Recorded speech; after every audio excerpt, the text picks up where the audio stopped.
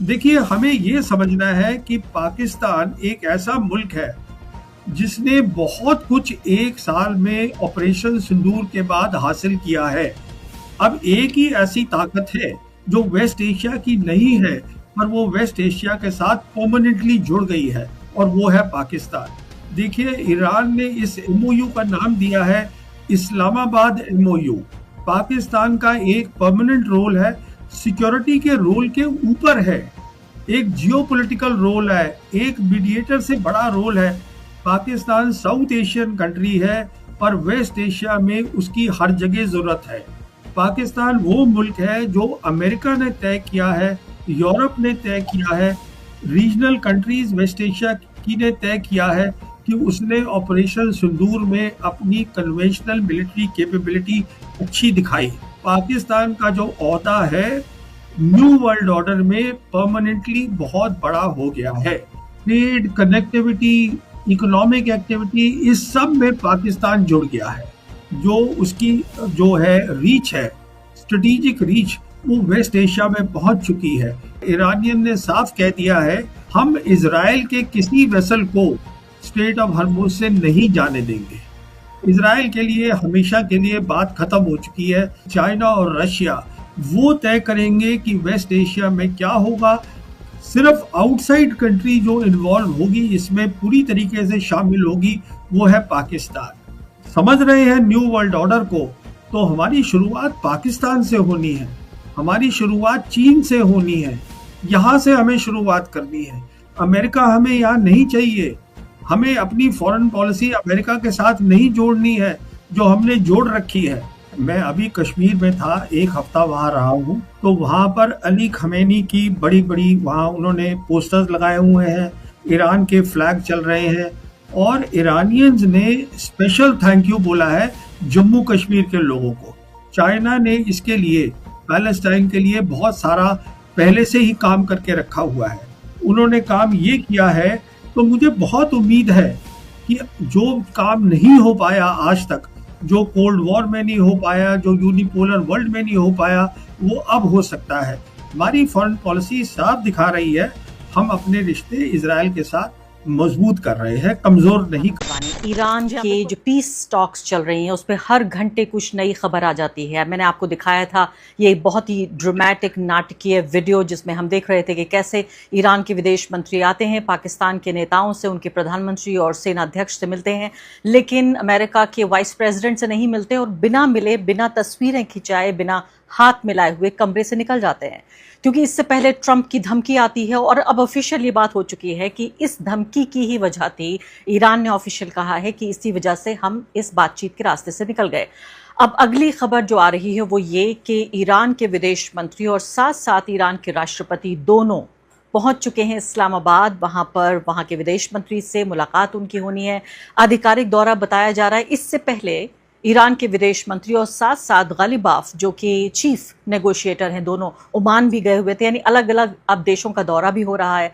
तीसरी बड़ी खबर इस मामले में ये भी है कि जो सैंक्शंस हैं वो पार्शियली ईरान के ऊपर से अमेरिका ने हटा लिए हैं, और इसका मतलब सीधे ये हुआ कि अब ईरान अपना तेल बेचने के लिए पूरे तरीके से आज़ाद है, जब तक ये उसके पास रहती है आज़ादी। और बताया ये भी जा रहा है कि जो फ्रोजन एसेट्स हैं, यानी जो पैसा जमा था ईरान का जिसको निकालने की इजाज़त नहीं थी, अल जजीरा की रिपोर्ट ये कह रही है कि $50 बिलियन, जी हाँ फिर से सुनिए, $50 बिलियन ईरान को ये रकम वापस मिल सकती है।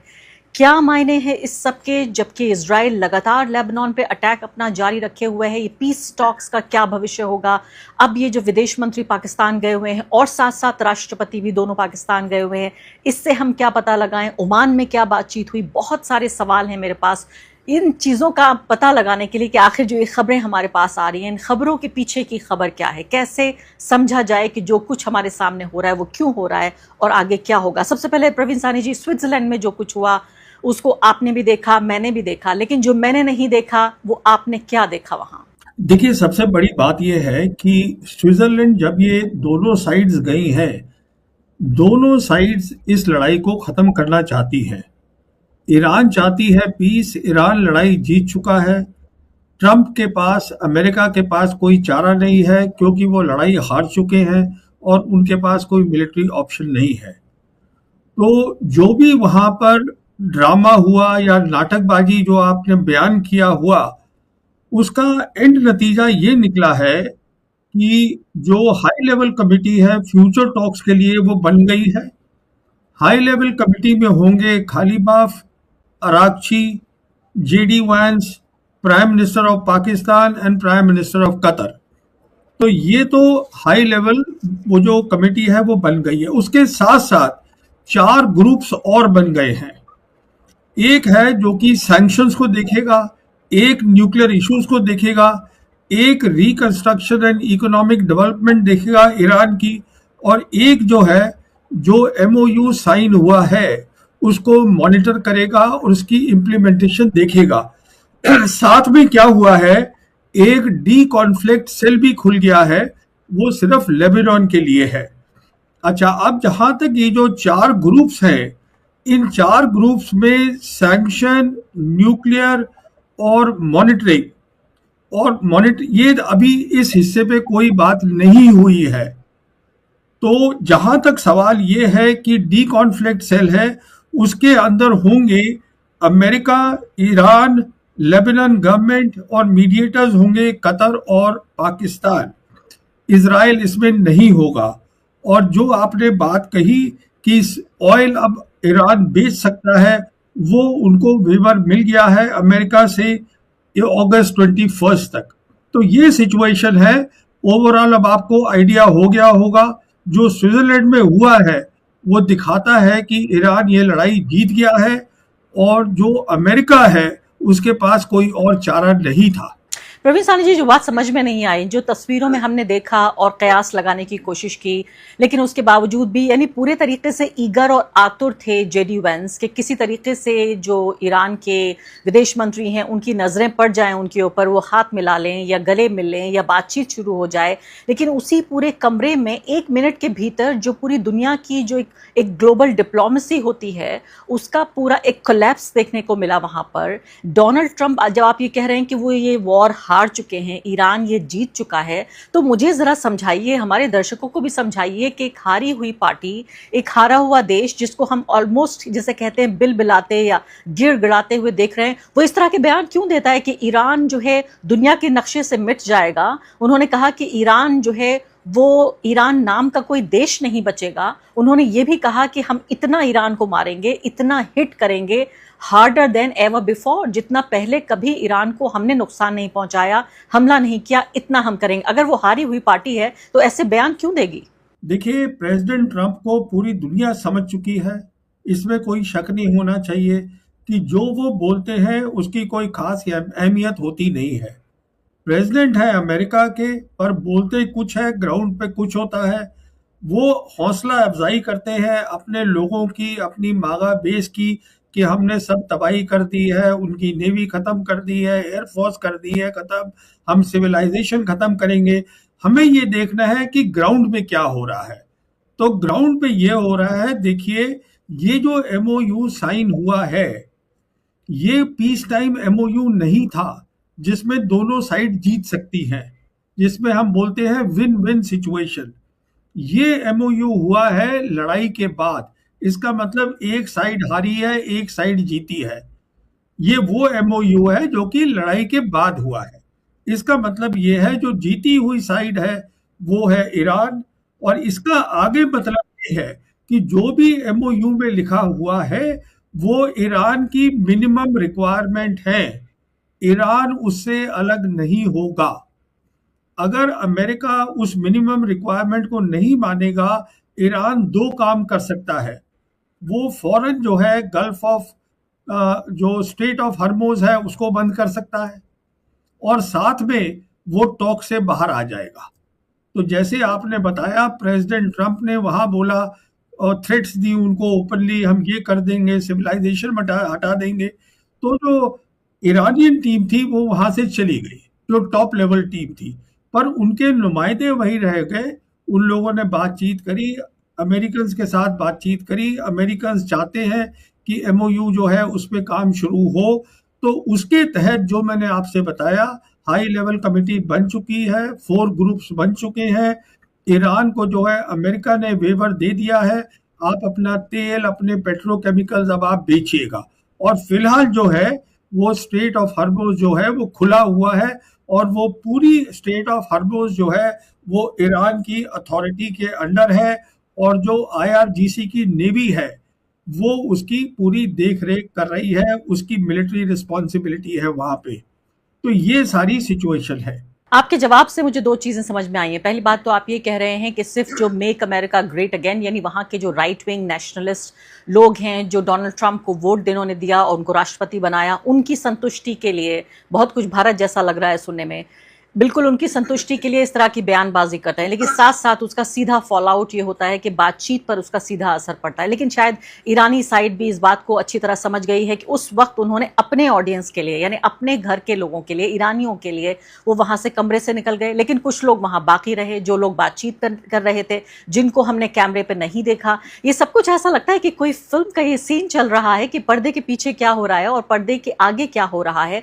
मैं आपकी बात को समझ रही हूं और समझते हुए भी हैरान हूं कि उनके इन बयानात का सीधा असर पड़ता है इस बात पर कि जो बातचीत हो रही है, लेकिन बातचीत फिर भी हो रही है। अब मैं आपसे सिलसिलेवार तरीके से समझना चाहती हूँ इस बात को कि ये, अब देखिए भारत के तमाम अखबारों में इस वक्त, या आप ऑनलाइन जाएंगे तो सबसे पहले खबर ये छप गई है कि ईरान के ऊपर से सैंक्शन फिलहाल हट गए हैं। 50 साल पुराने ये सैंक्शंस लगे हुए थे। ईरान अपना तेल बेच सकता है, उसकी सबसे बड़ी ताकत, उसके तेल को सोने की तरह बताया जाता है, इतना बेहतरीन, इतना उम्दा क्वालिटी का ये तेल है। तो मुझे ये बताइए इसके मायने क्या हुए, कितना फायदा ईरान को होगा, और क्या ये सिर्फ एक टेम्परेरी रिलीफ है? देखिए, इसमें आपने बहुत सवाल उठाए हैं जिसके मैं बारी बारी जवाब देता हूँ। पहली बात आपने बोली है कि ईरान जो है तेल बेच सकता है, तो वो MOU में लिखा हुआ था कि जैसे ही MOU साइन होगा और फाइनल डील 60 दिन के अंदर होनी है, 2 महीने में होनी है, जो एक्सटेंड भी करी जा सकती है। तो जैसे ही वो साइन हुआ, अमेरिका ने वेवर दे दिया है ईरान को। ईरान जो है अब वो अपना तेल बेच रहा है, पेट्रोकेमिकल्स बेच रहा है। तो ये तो एक बात हो गई। दूसरी बात है सैंक्शंस की। इसकी बहुत खबरें आ रही हैं कि सैंक्शन उठा है कि नहीं उठा है। देखिए, बहुत सारे फ्रोजन एसेट्स हैं, करीबन 150 बिलियन डॉलर्स के आसपास बता रहे हैं, जो कि ईरान के एसेट्स को अमेरिका ने और वेस्टर्न कंट्रीज ने फ्रीज करके रखा हुआ है ओवर द इयर्स। इसमें क्या है कि जो इशाक डार हैं, जो फॉरेन मिनिस्टर हैं पाकिस्तान के, जो बहुत ही इंपॉर्टेंट रोल प्ले कर रहा है पाकिस्तान, उन्होंने बताया है बिल्कुल साफ कि जो सैंक्शंस हैं, जो न्यूक्लियर टॉक्स हैं, और जो MOU को मॉनिटर करना है, ये तीनों चीज़ों पे अभी बातचीत होनी है। अभी इसमें बातचीत नहीं हुई है। और जहां तक सवाल है सैंक्शंस का, सैंक्शंस जैसे ही उठेंगे, जो उठने हैं, बात हो रही है ऑलरेडी कि पहली ट्रांच $6 बिलियन की मिलेगी, जो कि कतारी बैंक में ईरान के एसेट्स फ्रोजन पड़े हैं। अच्छा, उसके अंदर ऑलरेडी ट्रंप ने बयान देने शुरू कर दिए हैं कि उस पैसे से ईरान जो है वो हमारे से, हमारे फार्मर से सोयाबीन खरीदेगा, सामान खरीदेगा। ईरान ने भी बयान दे दिया है हम ऐसा कुछ नहीं करेंगे। ये तय करेगा ईरान, जब ईरान के फ्रोजन एसेट्स रिलीज होते हैं तो ईरान तय करेगा कि उसको कैसे हम इस्तेमाल करें। अमेरिका के दबाव में कोई काम नहीं होगा। अब मैं आपको एक लास्ट बात जो आपने शुरू में बोली, जो बहुत ही ज़रूरी बात है, वो ये है, देखिए जो हुआ है वेस्ट एशिया में, एक बहुत बड़ी बात हो गई है। वो ताकत अमेरिका जिसने कोल्ड वॉर जीती, यूनिपोलर वर्ल्ड में रहे, एक अकेली ताकत रही पूरी दुनिया में, जो आज तक दुनिया के इतिहास में नहीं हुआ कि एक ताकत पूरी दुनिया पे राज करे। वो जो है वेस्ट एशिया में ईरान से हार गई है।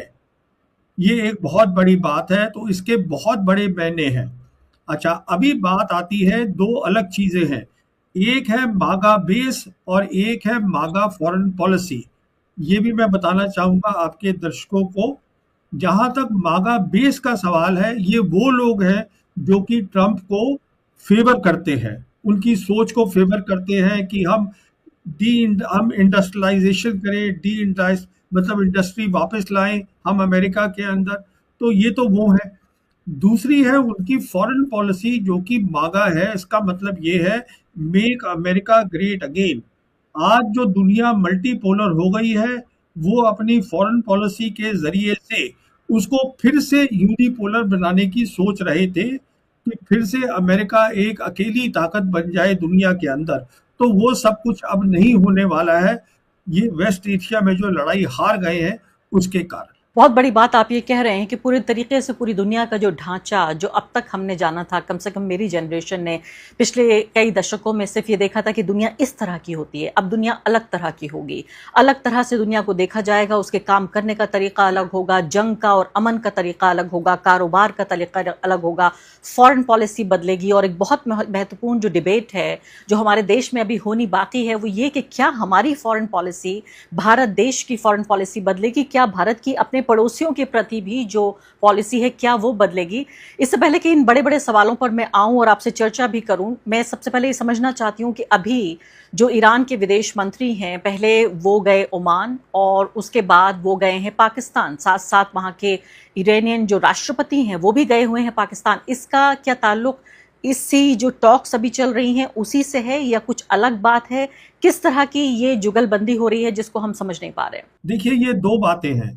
पहले हमने देखा कि जो फॉरेन मिनिस्टर अरागची है और खालिबाफ हैं, जो उनके टॉप लीडर हैं, जो पार्लियामेंट स्पीकर भी हैं, ये दोनों गए थे ओमान।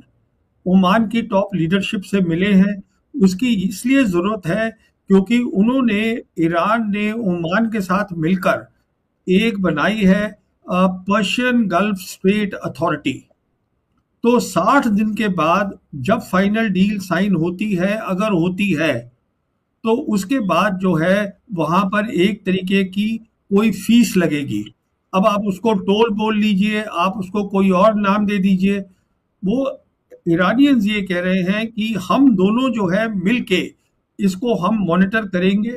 जो भी यहाँ पे शिपिंग होती है, ये हमारा इंटरनल वाटरवे है जिसको हम अलाउ करेंगे as a international waterway under international law. तो उसके लिए वो तो वहां गए थे बातचीत करने के लिए। जहां तक मिलिट्री का सवाल है, उसकी देख रेख का सवाल है, इस पूरी पर्शियन गल्फ जो मैं बात कर रहा हूँ, Persian gulf, state of Hormuz और गल्फ ऑफ ओमान, ये सारी जिम्मेदारी जो है वो IRGC नेवी की है, वो ईरान के पास है। ईरान ही यहाँ से माइंस भी निकालेगा, कोई बाहर की ताकत नहीं आएगी यहाँ काम करने। उसके बाद जैसे आपने ठीक बताया, पाकिस्तान में पहले गए थे उनके प्रेसिडेंट ईरान के, जो कि पेशिशकियन है, वो गए थे अपनी बहुत बड़ी डेलीगेशन लेकर। और उधर ओमान से अरागची और खाली अरागची जो है वो इधर आ गए हैं पाकिस्तान में। देखिए, हमें ये समझना है कि पाकिस्तान एक ऐसा मुल्क है जिसने बहुत कुछ एक साल में ऑपरेशन सिंदूर के बाद हासिल किया है। पहले मैं आपको समझा दूं क्या हासिल किया है और उसका मतलब क्या है। इस समय देखिए, अराकी जो है उन्होंने ओपनली बताया है, न्यू वर्ल्ड ऑर्डर के तहत जो दुनिया ने आज तक नहीं देखा है, वेस्ट एशिया में जितनी भी रीजनल प्रॉब्लम है उनका रीजनल सोल्यूशन होगा, बाहर की ताकतें वहां नहीं होंगी। और ये MOU में भी लिखा हुआ है अलग तरीके से। कहने का मतलब ये है कि अमेरिका को जाना है वेस्ट एशिया छोड़कर, और अरागची ये कोशिश कर रहे हैं अब, जो कि कामयाब हो रहे हैं, कि सारी जो रीजनल ताकतें हैं वेस्ट एशिया की, वो सब एक साथ मिलजुल के काम करें। अब एक ही ऐसी ताकत है जो वेस्ट एशिया की नहीं है, पर वो वेस्ट एशिया के साथ परमानेंटली जुड़ गई है, और वो है पाकिस्तान। कैसे जुड़ गई है? वेस्ट एशिया में जो बड़ी ताकतें हैं, एक तो क्वाड बन गया है, उस क्वाड के अंदर है टर्की, उसके अंदर है इजिप्ट, पाकिस्तान और सऊदी अरेबिया, चार बड़ी बड़ी कंट्री ये आपस में बात कर रही हैं। फिर जो ये MOU है, देखिए ईरान ने इस MOU का नाम दिया है इस्लामाबाद MOU, जो कि अमेरिका ने नहीं दिया है, अमेरिका ने उसको सिर्फ MOU बोला है। तो जहां तक MOU का ताल्लुक है, उसके अंदर कतर जुड़ गया है एज मीडिएटर, पाकिस्तान जुड़ गया है एज मीडिएटर, और ईरान और अमेरिका तो है ही उसके अंदर। तो अब ये जो डेलीगेशन वहां गया है, अब रिश्ते और बेहतर करने हैं। ईरान को पाकिस्तान के साथ। पाकिस्तान का एक परमानेंट रोल है, सिक्योरिटी के रोल के ऊपर है, एक जियोपॉलिटिकल रोल है, एक मीडिएटर से बड़ा रोल है। मतलब वेस्ट एशिया में आप ये मान के चलिए, पाकिस्तान साउथ एशियन कंट्री है, पर वेस्ट एशिया में उसकी हर जगह जरूरत है। अब वो जो गए हैं, जो अराकची हैं और पेशिशकियन, जो अपनी बहुत बड़ी डेलीगेशन लेके पाकिस्तान गए हैं, अब वो बातचीत वहाँ हो रही है इकोनॉमिक इश्यूज पे, सिक्योरिटी इश्यूज पे, मिलिट्री इश्यूज पे, टेक्नोलॉजी के ऊपर, तो सब कुछ हो रहा है। देखिए, पाकिस्तान आज एक ऐसा मुल्क है मल्टीपोलर वर्ल्ड में, जहाँ तीन बड़ी ताकतें हैं, अमेरिका, चाइना और रशिया। उन तीनों के साथ उसके रिश्ते जो है बहुत अच्छे हैं, जो और किसी कंट्री के नहीं है। पाकिस्तान वो मुल्क है जो अमेरिका ने तय किया है, यूरोप ने तय किया है, रीजनल कंट्रीज वेस्ट एशिया की ने तय किया है कि उसने ऑपरेशन सिंदूर में अपनी कन्वेंशनल मिलिट्री कैपेबिलिटी अच्छी दिखाई। वो मुस्लिम कंट्री है जिसके पास न्यूक्लियर वेपन्स है। तो मैं आपसे ये कहने की कोशिश कर रहा हूँ कि पाकिस्तान का जो ओहदा है न्यू वर्ल्ड ऑर्डर में परमानेंटली बहुत बड़ा हो गया है, ये हमें समझना है। ज़्यादा बड़ा हो गया। और मैं कई ऐसे कमेंटेटर्स को देख रही थी जो अदरवाइज अगर हम देखें तो बहुत ज़्यादा तारीफ नहीं कर सकते, क्योंकि भारत में पाकिस्तान तथाकथित रूप से एक दुश्मन देश के तौर पे जाना जाता है और जाहिर है एक टेरर का स्पॉन्सर रहा है। उस लिहाज से भी एक झिझक भी जो जिन लोगों में थी उनमें भी देख रही हूँ मैं। ब्रह्मा चलानी जैसे लोग भी ये कह रहे हैं कि पाकिस्तान का ओहदा बड़ा है, लेकिन एक ओहदा एक तरफ है और दूसरी तरफ है उसकी यूटिलिटी, कि किस वजह से ऐसा हो रहा है। ऑपरेशन सिंदूर की वजह से जाहिर है वेस्ट एशिया में तो उसका असर नहीं होगा। तो मुझे ये बताइए इसकी वजह क्या है?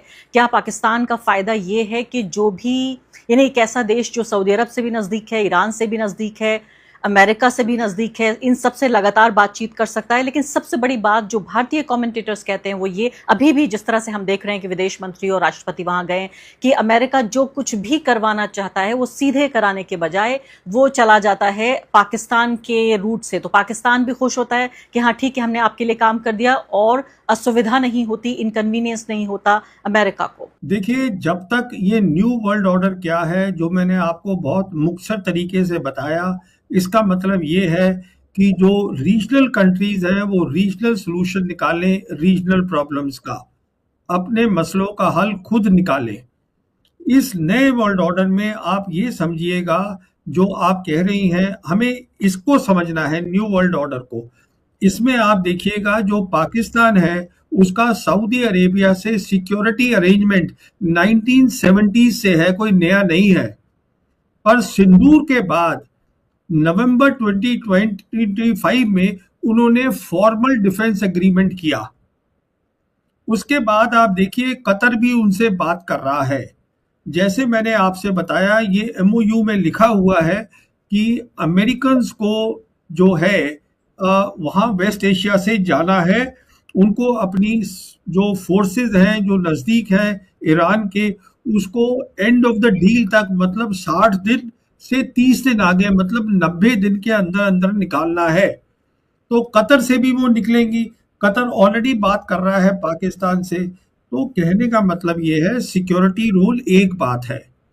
दूसरी बात ये है कि जब मैं आपसे कह रहा हूं कि उसका जियोपॉलिटिकल ओहदा बढ़ गया है, इसका मतलब ये है जो ये यूरेशियन लैंड मास आज हम देखते हैं नक्शे के अंदर, माइनस वेस्टर्न यूरोप, यहाँ पे सारा काम हो रहा है। यहाँ पर आपके दर्शकों को शायद मालूम हो, बेल्ट एंड रोड इनिशिएटिव आ रहा है, बहुत आ चुका है। और जो रशिया है उनका यूरेशियन सिक्योरिटी आर्किटेक्चर आ चुका है। इस सब में ट्रेड, कनेक्टिविटी, इकोनॉमिक एक्टिविटी, इस सब में पाकिस्तान जुड़ गया है। मैं आपसे ये कह रहा हूं, तो ये सिक्योरिटी एक इशू है, बाकी वो नए वर्ल्ड ऑर्डर में जुड़ गया है। और आज जो उसकी जो है रीच है, स्ट्रेटेजिक रीच, वो वेस्ट एशिया में पहुंच चुकी है। तो देखिए, जब तक हिंदुस्तान के एनालिस्ट और सरकार सच्चाई नहीं समझेगी न्यू वर्ल्ड ऑर्डर की, हम अपनी फॉरेन पॉलिसी को कभी भी ठीक नहीं कर पाएंगे, ये मेरा कहना है। तो इसमें झिझक की कोई बात नहीं है। हम डिस्कस कर रहे हैं न्यू वर्ल्ड ऑर्डर और उसमें पाकिस्तान का रोल क्या है। और इससे पहले भी आप कह चुके हैं कि कॉन्फ्लिक्ट नहीं बल्कि कॉपरेशन का ये दौर है और दोनों के बीच रिश्ते फिर से बहाल होने चाहिए। और आप नहीं, हम तो कहेंगे इस देश को जो चलाने वाली संस्था है आरएसएस, वो तो खुद कह रही है कि बातचीत का मौसम आ गया है, बातचीत का अब वक्त आ गया है। लेकिन साथ साथ आर्टिकल्स लिखे जा रहे हैं। अभी भी एक मेजर न्यूज़ वेबसाइट पर मैं आर्टिकल पढ़ रही थी कि पाकिस्तान ये बहाना बना रहा है, दिखा रहा है कि वो पीस टॉक्स करना चाहता है या पीस टॉक्स में एक मीडिएटर का रोल अदा करना चाहता है। उसका फ़ायदा दरअसल वॉर में है। जितनी दिन तक ये वॉर चलती रहेगी उसकी अपनी एक हैसियत बनती और बढ़ती रहेगी और पूरी दुनिया को वो दिखाता रहेगा। तो अभी भी इस तरह के आर्टिकल छप रहे हैं। लेकिन मैं ईरान पर वापस लाना चाहती हूँ आपको और ये समझना चाहती हूँ कि ये पूरे जो फसाद है ये शुरू हुआ था इस तरह से कि अमेरिकी राष्ट्रपति हमला इजराइल के साथ हमला ईरान पर इसलिए करना चाहते थे कि उनका न्यूक्लियर प्रोग्राम जो है उसको ख़त्म कराना था, उनका मिसाइल का, बैलिस्टिक मिसाइल का जो प्रोडक्शन था वो बंद कराना था। बाद में तो ये भी कहने लगे थे कि औरतों को आज़ाद कराना है, वहाँ ह्यूमन राइट्स के लिए भी बात करनी है। डोनाल्ड ट्रंप ने बाकायदा बयान दिया और कहा लोगों से ईरान के कि जाइए अपनी सत्ता पर अपना तख्त पलट दीजिए और अपना सिंहासन हासिल कर लीजिए। इस तरह की बातें वो कर रहे थे और अब पूरे के पूरा मामला आकर स्ट्रेट ऑफ हॉर्मुज़ पे टिक गया है। कई बार हमने आपसे बातचीत की है और स्ट्रेट ऑफ हॉर्मुज़ के खुलने को लेकर आपने अभी बातचीत में अभी एक तरफ इशारा भी किया, उसी बात को मैं थोड़ा विस्तार से समझना चाहती हूँ कि स्ट्रेट ऑफ हॉर्मुज़ फिलहाल खुल गया है। ईरान जब चाहेगा उसको बंद कर देगा, तो उसके हाथ में एक तरह की ये चाबी है। अभी मैं ये भी पढ़ रही हूँ कि ये 60 दिन गुजर जाने के बाद ईरान ये भी सोच रहा है कि फिर से कोई टैक्स या टोल लगाने के बारे में सोच रहा है जिससे उसको आमदनी होगी। तो ये मसला तो कभी सॉल्व होगा नहीं फिर। देखिए, ये लड़ाई जो हुई है ये वो लड़ाई है जिसमें प्रेसिडेंट ट्रंप ने बिना सोचे समझे उसके अंदर दाखिल हुए हैं। जहां तक नेतन्याहू का सवाल है, उनको पूरी क्लैरिटी थी कि मैं क्या कर रहा हूं। ट्रंप को शुरू से ही नहीं पता था। ट्रंप को ऐसा लगा नेतन्याहू की बात से कि जैसे मैंने वेनेजुएला किया है वही चीज मैं ईरान में भी कर सकता हूं। तो उसका नतीजा अब ये है कि जो सिचुएशन लड़ाई से पहले थी वो सिचुएशन लड़ाई के बाद नहीं हो सकती, क्योंकि लड़ाई के बाद जो ग्राउंड की सिचुएशन है वो बदल चुकी है। तो जो इंटरनेशनल वाटरवे था, स्टेट ऑफ ये हर्मुज, पर्शियन गल्फ स्टेट ऑफ हर्मुज, अब वो नहीं हो सकता। इसीलिए उन्होंने एक अथॉरिटी बनाई है ईरान ने ओमान के साथ मिलके, जिसके जिसके लिए जैसे हम अभी बात कर रहे थे, उनके जो खालिबाफ हैं और जो अराकची हैं वो ओमान गए थे, ओमान की लीडरशिप से बातचीत हुई है। वो यही बातचीत हुई है कि हमको कैसे सारी जीसीसी कंट्रीज को साथ लेके और कैसे हम इसको हमें करना चाहिए आगे का 60 दिन के बाद का, जब डील साइन हो जाती है काम।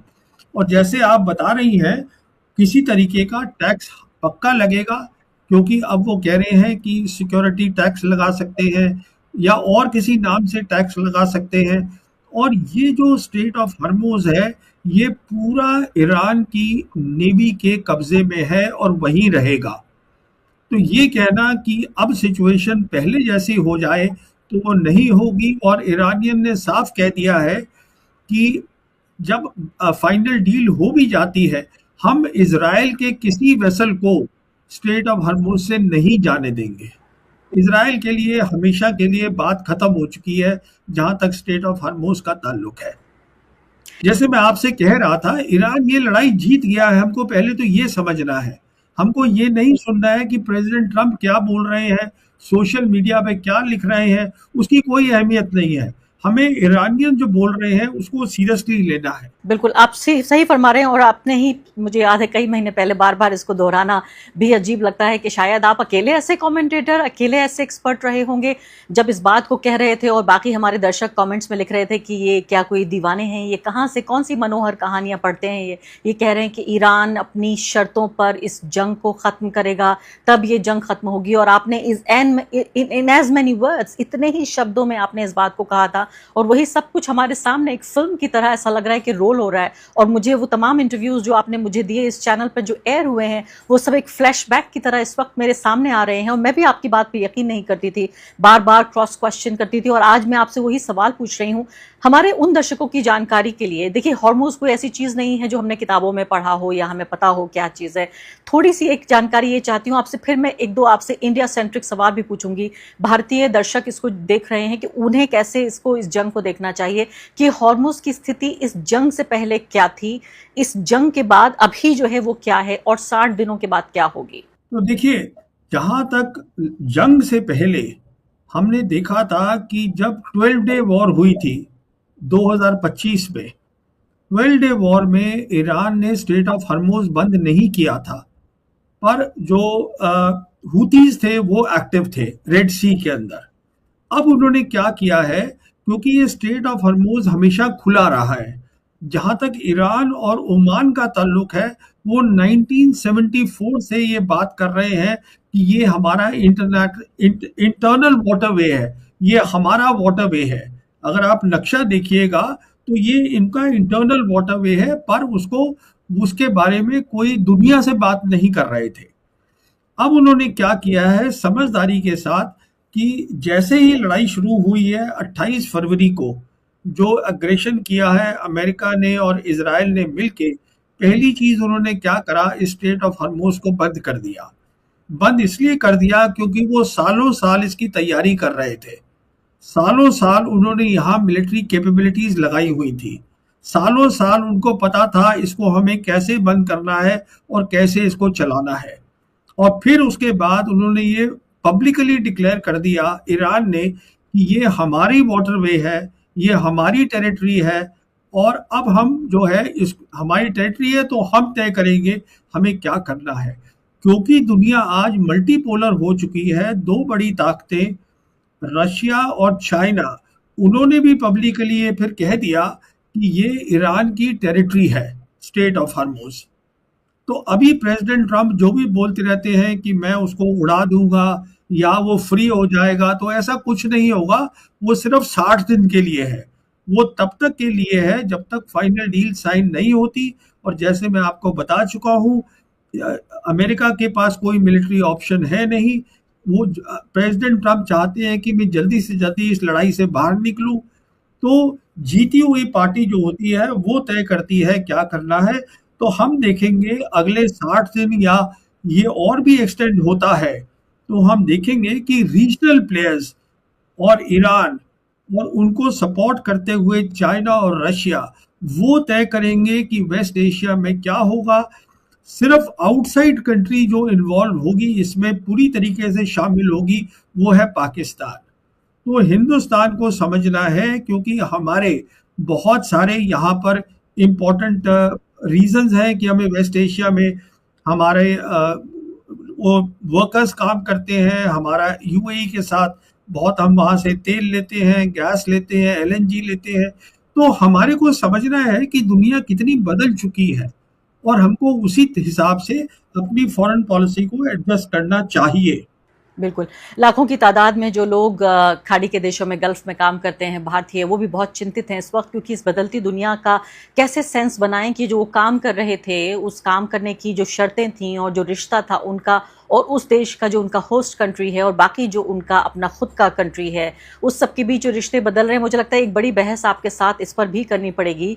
बहस से ज़्यादा जानकारी उन लोगों के लिए जो लोग ये समझना चाहते हैं कि आखिर आने वाले 5 साल कैसे होंगे। लेकिन मैं फिलहाल भारत की फॉरेन पॉलिसी पे 2 सवाल आपसे पूछना चाहती हूँ इस पूरी वॉर के मद्देनज़र।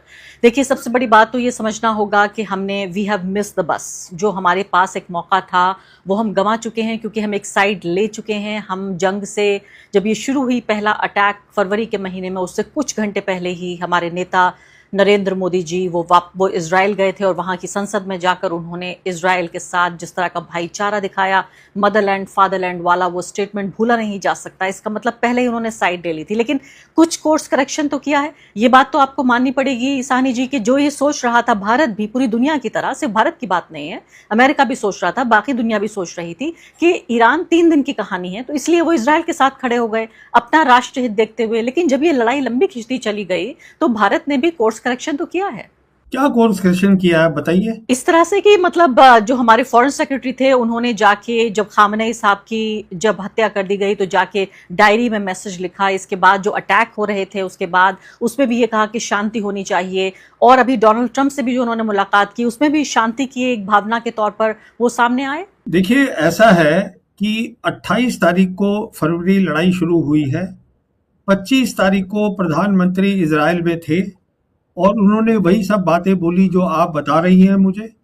अच्छा, जहाँ तक ईरान का ताल्लुक है, मेरी तो नज़र में है नहीं, मैंने कहीं रिपोर्ट कोई पढ़ी नहीं है कि प्रधानमंत्री ने जो अली खमेनी है, जो उनके सुप्रीम लीडर है, जिसको असैसिनेट करा गया, जिसको धोखे से मारा गया, उसके बारे में कोई कंडोलेंस जाहिर करी हो। नहीं, प्रधानमंत्री ने नहीं मैंने किया, नहीं किया। हाँ, तो देखिए ना, फिर आप बात को समझने की कोशिश करिए। मैं जो आपको कह रहा हूँ और आपके दर्शकों को भी कह रहा हूँ, हमने कोई कोर्स करेक्शन नहीं करा है।